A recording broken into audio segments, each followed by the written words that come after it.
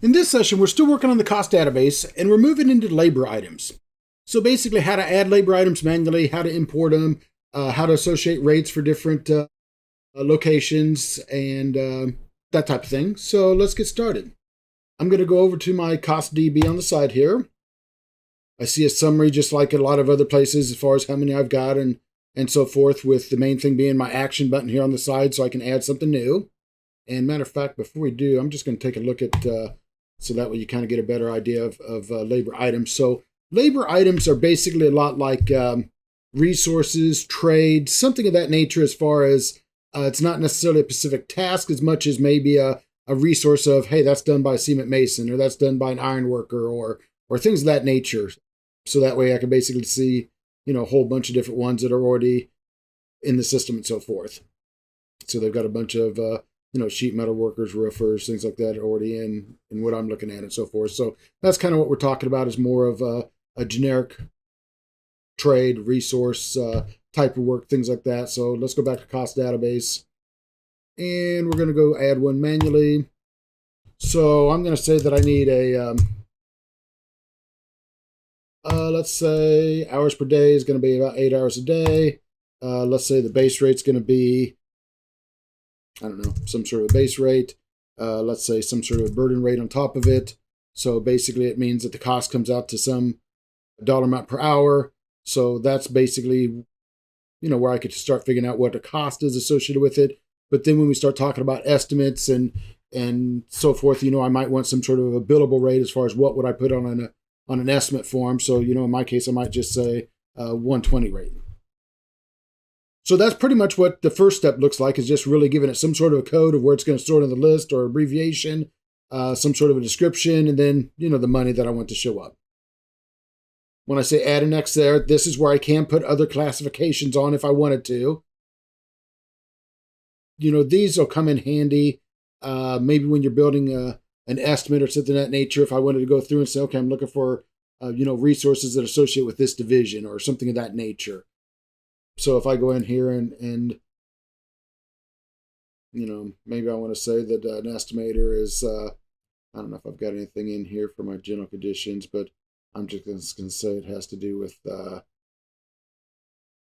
it under project management, let's say. So anyway, just a way of putting on some sort of classification for, when we start to select things, that maybe I could filter and find it in the list, some of those type of things. And if I go ahead and say finish there, that'll wrap that initial run up. So I can still see my short name, long name, hours, same information we just added. Once it saves it, it does have some other additional information on it. So this is where I can also specify specific locations. So in a prior session, we talked about how to set up locations so I can have a different rate associated with that location. So if I wanted to go ahead and say I want to add a location rate, this will let me pull up whatever list of locations I've got, in the system. So maybe I'm going to say that LA is going to be, I don't know, let's just say something different. So let's say it's and if we go in and say save and close there, now I'll see that on a normal estimate, I'm going to use the 120 rate. But if I go ahead and working on an estimate that's associated with LA, it might use a 145 rate. Now, you can also do that same thing if you're doing like time cards in the system here.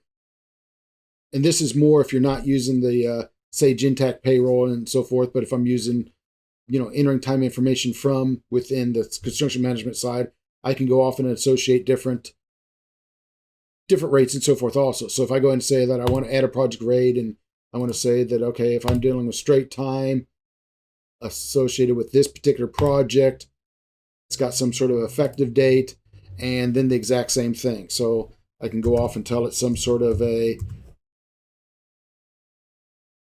information. So if I was doing something that was associated with that particular project and entering time under straight time and so forth, maybe this is what it would show as far as the cost goes. This is what it shows as far as the bill rate goes. This is also showing those classifications that I associated with it. So, and this wasn't necessarily needed unless I want to do some filtering when I'm putting together an estimate or something like that on a particular division for some reason. Let's see. I think that's about it on items, you can get to, your edit list, just kind of let you back into those. So that way, if you need to, bump them around, change them, or anything of that nature, pretty easy to get to. It's pretty easy to add more Pacific, rates too. So if I want to say, well, I also want a Chicago rate, and maybe Chicago rate has some sort of, whatever type of game too. So there again, just some sort of a list where I'd have different rates that could potentially be used on one area versus another. Let's think about importing a little bit. So if I come back to my cost database and I look at my action button and so forth, I can also say I want to import it from Excel, export them to Excel, and import location rates if I want to import a location rate. So I'm going to take a look at the importing from Excel here.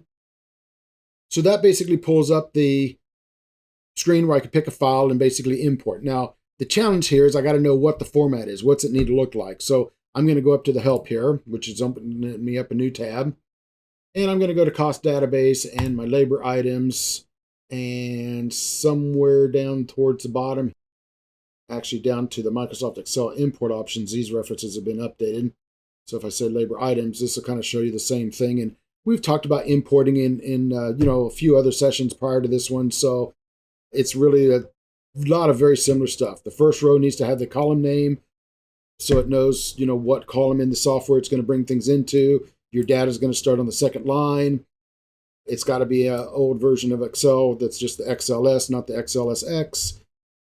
And the most critical thing is down at the bottom, it kind of shows you what the different column headings are, which ones are required, what types of fields they are, some of those type of things. And the main thing in my mind is getting me an example of Excel spreadsheet that I can go off and take their data out and put mine in. So if you notice, just a very basic format of whatever my code is, whatever my description is going to be, whatever I want for the base rate, the burden rate, the build rate, and so forth, my hours worked. That was the exact same fields that we just saw a moment ago when we did that one manually.